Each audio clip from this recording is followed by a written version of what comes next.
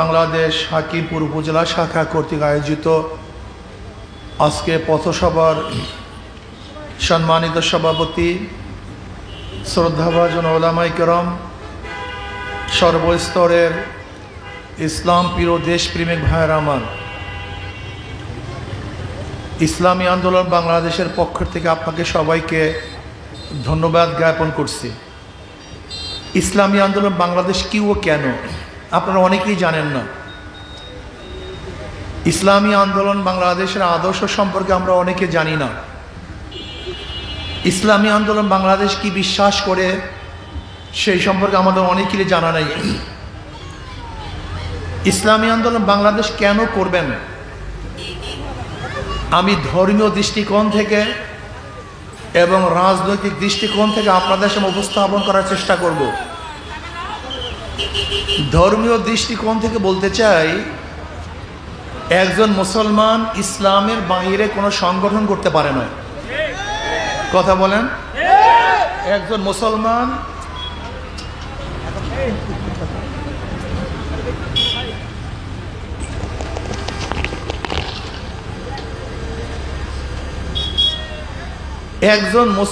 ইসলামের বাহিরে কোনো সংগঠন করতে পারে না। উদাহরণস্বরূপ, একজন মুসলমানের কাছে বললাম আপনি কি ইসলামকে পছন্দ করেন?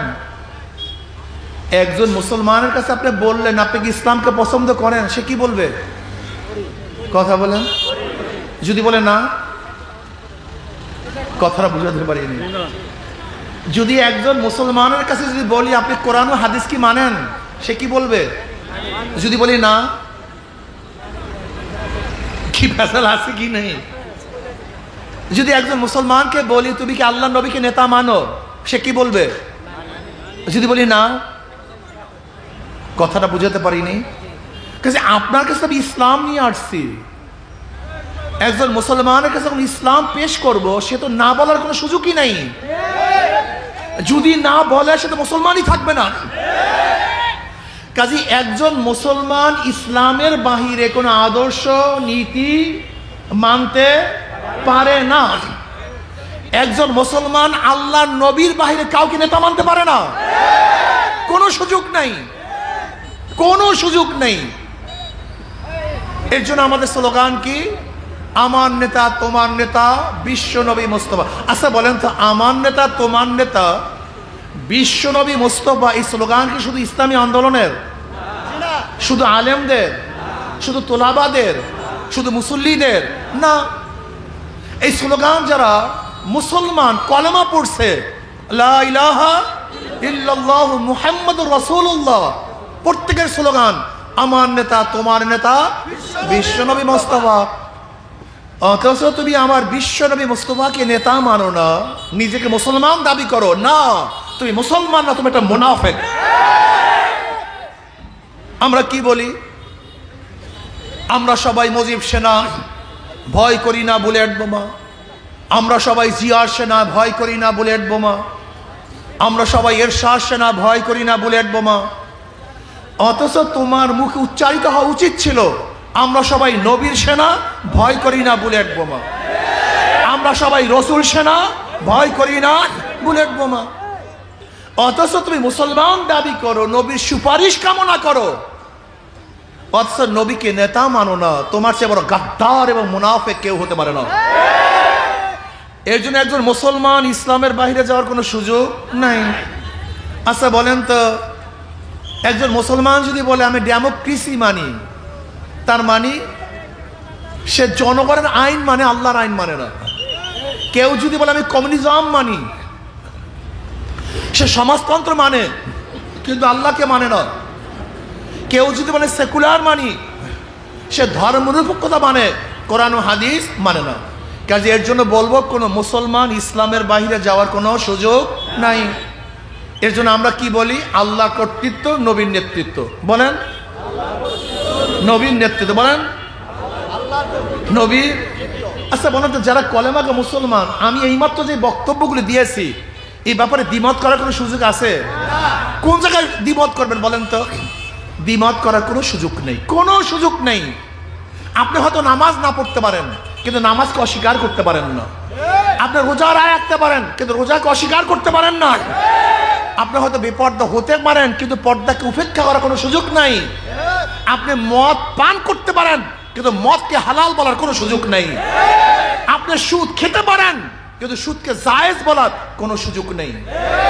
আপনি ইসলাম হুকুমাতের জন্য চেষ্টা করতে না পারেন কিন্তু ইসলামী হুকুমাতকে অস্বীকার করার কোনো সুযোগ নেই। এখন প্রশ্ন করতে পারেন, হুজুর আমি হিন্দু, আমি কেন ইসলাম হুকুমাত কায়েম করব? প্রশ্ন এখানে। আমি খ্রিস্টান, আমি কেন ইসলামী আন্দোলন করব? আমি বৌদ্ধ, আমি কেন ইসলামী আন্দোলন করব? প্রশ্ন এখানে। মুসলমানদের এর বাইরে যাওয়ার কোনো সুযোগ নাই। কিন্তু হিন্দুরা কেন ইসলামী আন্দোলন করবে? সুখ পাওয়ার জন্য, শান্তি পাওয়ার জন্য, নিরাপত্তায় থাকার জন্য, ভালো খাওয়ার জন্য, ভালো পড়ার জন্য, জুলুম নির্যাতন অপহরণ থেকে নিজেকে বাঁচাবার জন্য। কারণ বিশ্বাস কি করি, ইসলাম হুকুমতের বাইরে কোনো আদর্শ মানুষকে শান্তি দিতে পারে না। প্রমাণস্বরূপ হিন্দুর ইসলাম হুকুমত কায়েমের জন্য কেন চেষ্টা করবে? আমাদের অনেকের মধ্যে ধারণা ইসলাম হুকুমত আসলে হিন্দুদের উপায় কি, খ্রিস্টানদের উপায় কি। এই বিয়াকুব ইসলাম সম্পর্কে জানি না, এই বিয়াকুব ইসলাম সম্পর্কে জানে না।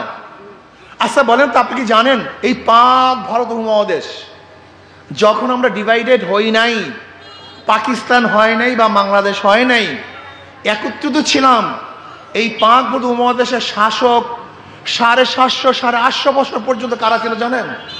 মুসলমান। জোরে বলেন কারা? মুসলমান। 750 850 বছর পর্যন্ত এই গোটা পাক ভারত উপমহাদেশের শাসক ছিল মুসলমান। শুধু আওরঙ্গজেব বাদশাহ আলমগীর রহমতুল্লাহ আলাইহি একাধারে সম্রাট ছিলেন 50 বছর। কত বছর? 50 বছর তিনি শাসক ছিলেন। যদি মুসলমানরা ইচ্ছা করতো গোটা পাক উপমহাদেশে একটা মন্দিরও না রাখার, একটা মন্দির রাখার কার ক্ষমতা ছিল না। একটা গির্জা যদি না রাখার তারা চিন্তা করত, একটা গির্জা স্থাপন করার ক্ষমতা কাউর ছিল না। একটা পুরোহিত ঘর যদি বানাবার যদি ইচ্ছা না করতো, এই বাংলাদেশ, ভারত, পাকিস্তানের মধ্যে একটা পুরোহিত ঘর থাকার কোনো ক্ষমতা কেউ রাখতো না। কিন্তু মন্দির এত হলো কিভাবে? এত হিন্দুদের সংখ্যা কিভাবে হলো? আপনারা জানেনই না। মুসলমানরা কোনোদিন বিজাতিদের উপর অত্যাচার করে না। অবৈধভাবে মুসলমানরা কোনো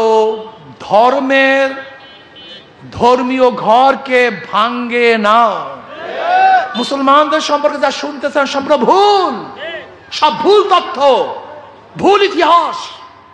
আপনারা দেখছেন এই 5ই আগস্ট 24-এর যে বিপ্লব হয়ে গেছে, মাত্র 1 বছর 2-1 মাস এর মধ্যে ইতিহাসে কত বিকৃতি হয়ে গেছে। 71 সনের ইতিহাসের মধ্যে হাজারো বিকৃতি হয়ে গেছে। বাদশাহ আলমগীর রহমতুল্লাহ আলীর ইতিহাসের মধ্যে বিকৃতি হওয়াটাই স্বাভাবিক, কিন্তু অস্বাভাবিক কিছু নেই। আপনি দেখবেন শেখ সাহেব সম্পর্কে এক একজনের ইতিহাস লিখছে, জিয়াউর রহমান সাহেব সম্পর্কে এক একজন এক এক ইতিহাস লিখছে। এইভাবে মনে রাখতে হবে, ইসলামের দুশ্মনরা ইসলামকে ধ্বংস করার জন্য ইতিহাস রচনা করেছে, তাদের ইতিহাস সত্য নয়। আমি প্রশ্ন করি, খুব ভালো মতো বুঝেন, এই যে 5ই আগস্টের পরে হিন্দুদের গির্জা কারা পাহারা দিছে, মন্দির কারা পাহারা দিছে? মুসলমানরা, আমাদের লোকজন। 71-এর সময় এই হিন্দুরা কোন জায়গায় আশ্রয় গ্রহণ করছে? আমাদের মাদ্রাসায়, আমাদের বাড়িতে। আমার দাদাজান রহমতুল্লাহ আলের কাছে বহুত হিন্দুরা প্রস্তাব দিয়েছে 71-এর সময়, হুজুর মুসলমান বানান। বলেন না, ইসলাম জোর করিয়া কাউকে মুসলমান বানায় না। তোমরা এখানে থাকো, খাও, ঘুমাও, কোনো টেনশন নাই। এরপরে যখন যুদ্ধ থেমে যাবে, মুসলমান হওয়ার ইচ্ছা করলে তখন হয়েও, এখন না। এটা মুসলমান। দেখেন, খুব ভালো মতো বোঝার চেষ্টা করুন। যদি কোনো ব্যক্তি মুসলিম মেয়েদের সাথে ধর্ষণ করে, তার বিচার হবে। ওই ব্যক্তি যদি কোনো হিন্দু মেয়েদের সাথে ধর্ষণ করে, বিচার হবে না? কথা বলেন, বিচার হুবহু সমান, কোনো পার্থক্য নেই। কোনো ব্যক্তি যদি মুসলমানের ঘরে চুরি করে, তার বিচার হবে। ওই ব্যক্তি হিন্দুর ঘরে চুরি করলে বিচার হবে না? অবশ্যই বিচার সমান। দেখছেন, বিচারের মধ্যে কোনো পার্থক্য নাই, হুবহু সমান। মুসলমানদের কাজটা কি? উখরিজাত লিন্নাস, আমাদেরকে বের করা হয়েছে গোটা মানব জাতির জন্য। আমরা মুসলমানদের জন্য কল্যাণ, আমরা হিন্দুদের জন্য কল্যাণ, আমরা খ্রিস্টানদের জন্য কল্যাণ, আমরা বৌদ্ধের জন্য কল্যাণ, এমনকি গোটা মাখলুকাতের জন্য মুসলমান কল্যাণ। উমর ইবনে খাত্তাব রাদিয়াল্লাহু কি বলেছেন, আমার খেলাফতের আমলে ফোরাতের কুলেও যদি একটা কুকুর না খেয়ে মারা যায়, আমি ওমরকে জবাব দিতে হবে। সবচেয়ে আশ্চর্যের বিষয় হলো গরিবরা ইসলাম পছন্দ করে না। এটা সবচেয়ে আশ্চর্যের বিষয়, গরিবরা ইসলামকে পছন্দ করে না, অথচ ইসলাম আসছে গরিবদের জন্য। এই গরিব, কান খুলো, কথাগুলি শোনো। বিয়াকুব গরিব, কমবখ কপাল পরা গরিব, আমার কথাগুলি শোনো, ভালো মতো বোঝার চেষ্টা করো। বর্তমানে যে অর্থনীতি চলতেছে, এই অর্থনীতি যদি কিয়ামত পর্যন্ত চলে, গরিবরা গরিব হবে, ধনীরা শুধু ধনী হবে। উদাহরণস্বরূপ, একজন গরিব রিক্সাওয়ালা ঠেলাওয়ালা আজকে ব্যাংকে যাবে, যে ম্যানেজার সাহেব আমাকে 10 লক্ষ টাকা লোন দেন। ম্যানেজার সাহেব কি বলবে, মর্গেজ দেন। গরিব বলবে, ভাই আমার তো টাকা নাই, আমি মর্গেজ পাবো কোথায়? বলে আপনার জন্য লোন নাই। কথা কয় না কেন? আপনার জন্য ব্যাংকের কোনো হেল্প নাই। ব্যাংক কোন ব্যক্তিকে দিবে? যার 10 লক্ষ টাকা আগের থেকে আসে, তাকে 10 লক্ষ টাকা দিবে। যাকে লোন দিছে তারই লোন মাপ, তারই ইন্টারেস্ট মাপ। একজন ধনী বর্তমান পুঁজিবাদী অর্থনীতিতে 4 বার ধনী হয়। আগের থেকে 10 লক্ষ টাকা আছে, 1 বার ধনী। ব্যাংক তাকে 10 লক্ষ টাকা দিছে, 2 বার ধনী। তার লোন মাফ হয়েছে 3 বার ধনী। তার ইন্টারেস্ট মাফ হয়েছে কয়বার ধনী? 4 বার। আর গরিবের পেটে 5টা লাথি। আগের থেকে 10 লক্ষ টাকা ছিল না, 1 লাথি। ব্যাংক থেকে দেয় নাই 2 লাথি। তার ইন্টারেস্ট মাফ হয় নাই 3 লাথি। তার লোন মাফ হয় না 4 লাথি। আর যেই বড় লোকের টাকা মাফ করা হয়েছে, ওই টাকাগুলি যদি বাংলাদেশ ব্যাংকে থাকতো, তাহলে বাংলাদেশের নাগরিক গরিব হিসাবেও সেই টাকাটা অংশীদারি গরিব।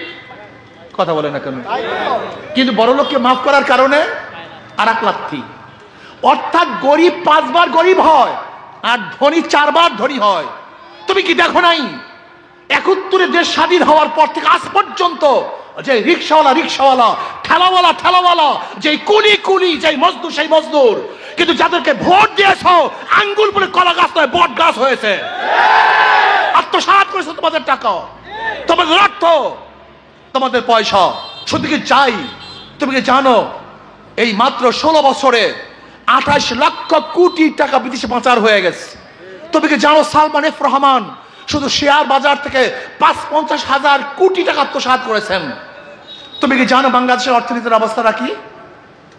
আজকে যত গরিব দেখো, এই প্রত্যেকটা গরিবের মাথায় নয়, আজকে যে সন্তান জন্মগ্রহণ করবে তার মাথার উপরে 1 লক্ষ টাকার উপরে ঋণ আছে। এই টাকাগুলো কে খেয়েছে, কে আত্মসাৎ করছে? আমার দেশের গরিব, দুঃখী, মেহনতি মানুষ, কুলি, মজদুর, তাঁতি, জেলে, ঋষি, কামার, ঠেলাওয়ালা, রিক্সাওয়ালা, শ্রমিক, মজদুর, কৃষকরা একটা টাকা আত্মসাৎ করে নেই। ওই যাদেরকে ভোট দিয়েছি, যাদেরকে ক্ষমতা বসিয়েছি, ওরা আমাদের মাথায় নুন রেখে বড়ই খেয়েছে, আমাদের মাথায় কাঁঠাল রেখে ওরা ভেঙ্গে চুরমার করে ফেলেছে। ওরা আঙ্গুল ফুলে কলা গাছ হয়েছে, আর আমরা যেই লাউ সেই কদু। তোমরা কি পেয়েছো আমাকে বলো? হ্যাঁ, তোমাদেরকে 1 কলকি গাঁজা ধরাইয়া দিস, 1 বোতল ফেন্সিডিলের বোতল ধরাইয়া দিছে, নেশার মধ্যে ফলাইয়া রাখিস। তোমাকে নেশা খাও, নেশাগ্রস্ত হও, আর আমার পিছনে লাফাও।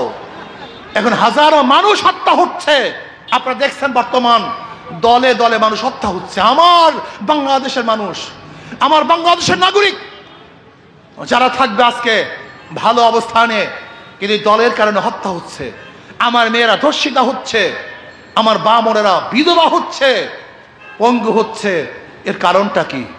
এই 53 বছর যারা শাসক ছিল, তারা দেশকে ভালো কিছু উপহার দিতে পারেনি। এই জনগণের জন্য কোনো কল্যাণকামী কাজ করতে পারেনি।